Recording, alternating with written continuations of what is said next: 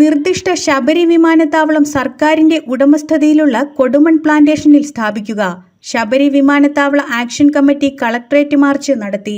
വിമാനത്താവളം സംബന്ധിച്ച സാമൂഹികാഘാത പഠനം നടത്തുന്നതിന് പ്ലാന്റേഷൻ കോർപ്പറേഷന്റെ കൊടുമൺ എസ്റ്റേറ്റ് കൂടി പരിഗണിക്കണമെന്ന ഹൈക്കോടതി ഉത്തരവ് കളക്ടർ നടപ്പാക്കണമെന്നും പ്രതിഷേധത്തിൽ ആവശ്യമുയർന്നു.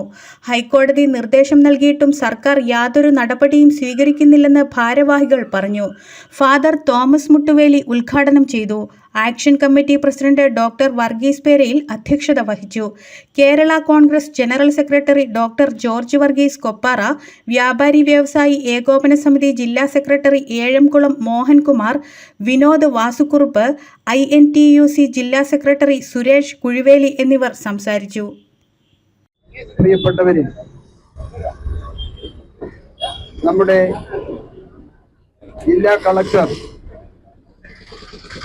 ഹൈക്കോടതി ചീഫ് ജസ്റ്റിസിന്റെ പരാമർശം നടപ്പാക്കുവാൻ തക്കവണ്ണം പ്രവർത്തിക്കുന്നില്ല എന്ന് ബോധ്യപ്പെട്ടതുകൊണ്ടാണ് ഇങ്ങനെ ഒരു ധർണ ഇന്നിവിടെ നടത്തേണ്ടി വന്നത്. തിരുവനന്തപുരത്ത് സെക്രട്ടേറിയറ്റിന്റെ മുമ്പിലുള്ള ധർണ ഏതാനും മാസങ്ങൾക്ക് മുമ്പ് ഒരു ധർണ നടത്തിയിരുന്നു. അവിടെ ഞങ്ങൾ എല്ലാവരും പങ്കെടുത്തതാണ്.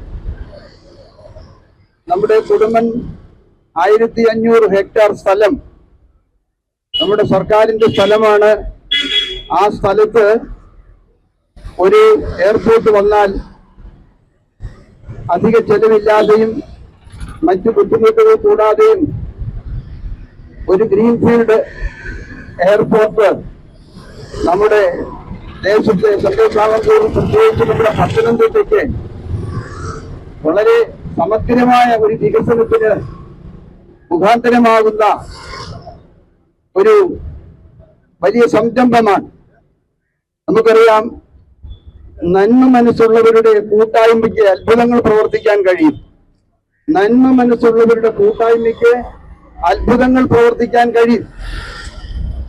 അതുകൊണ്ട് ഒരുപാട് നന്മയുള്ളവരുടെ ചിന്താഗതിയിലാണ് ഇത് വന്നത്.